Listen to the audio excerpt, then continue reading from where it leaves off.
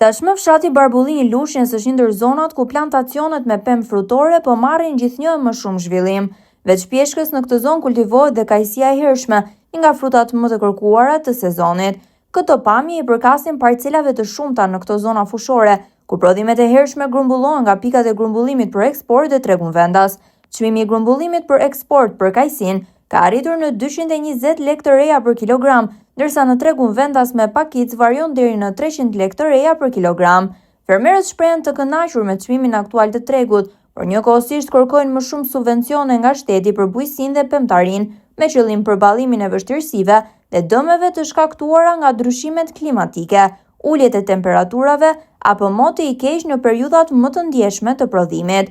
Vetëm një vit më parë, plantacionet me pemë frutore në këtë zonë u dëmtuan ndjeshëm nga stuhit e breshërit në fazën e formimit të kokrës, duke sjellë humbje të mëdha për fermerët. Megjithatë, kajsia mbetet një nga frutat më fitimprurëse dhe të preferuara në treg.